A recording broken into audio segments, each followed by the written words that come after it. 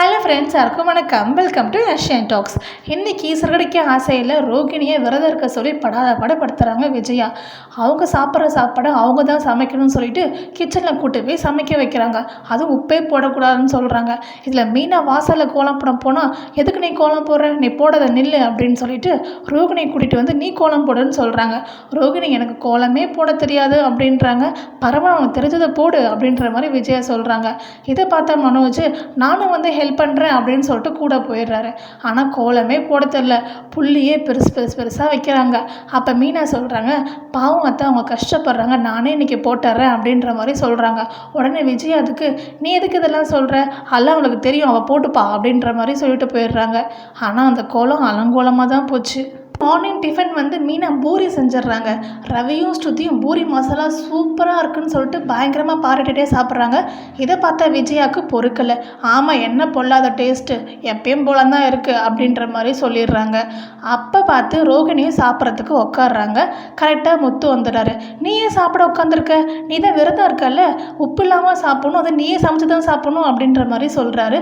உடனே விஜயா வேற, ஆமால நான் மறந்தே போயிட்டேன், நீ இதுக்கு டைனிங் டேபிள் உட்காந்துருக்க, எந்திரி அப்படின்ற மாதிரி சொல்லிடுறாங்க.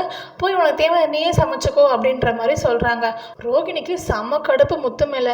வேறு வழியே இல்லாமல் போய் சமைக்கணுமே, ரொம்ப கஷ்டமாச்சுல்ல, அதனால எனக்கு பசிக்கல ஆண்டி, நான் காலம்பரமே விரதம் இருந்துக்கிறேன் அப்படின்ற மாதிரி சொல்லிடுறாங்க.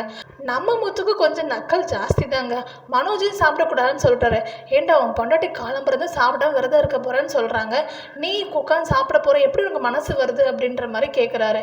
ஏன்டா எனக்கு பசிக்குது, நான் சாப்பிட்றேன் அப்படின்ற மாதிரி அவரு சொல்கிறாரு. உடனே முத்து வந்து, மீனா விரதம் இருந்தால் நானும் கூட சேர்ந்து இருப்பேன், அன்னைக்கு கூட அம்மா கோச்சிக்கிட்டு சாப்பிட மாட்டேன்னு சொல்லவும் அப்பாவும் சாப்பிடாம இருந்தார்ல, அதே மாதிரி தான்டா இருக்கணும் அப்படின்ற மாதிரி சொல்லிடுறாங்க. உடனே விஜயாக்கு இன்னொரு ஐடியா தோண ஆரம்பிச்சிருச்சு.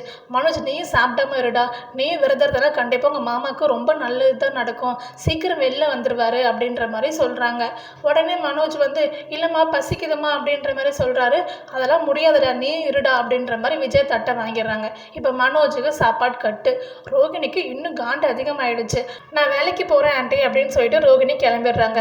அப்போ வந்து முத்துக்கு கால் வருது, நான் ஜீவா பொண்ணுக்கிட்ட இருந்து, நான் இன்னைக்கு 2 மணி நேரத்துக்கு போக வேண்டியதுக்கு கொஞ்சம் வரீங்களா அப்படின்ற மாதிரி கூப்பிட்றாங்க. முத்துவும் ஓகேன்னு சொல்லிட்டு அந்த பொண்ணை கூட்டிகிட்டு போகிறாரு.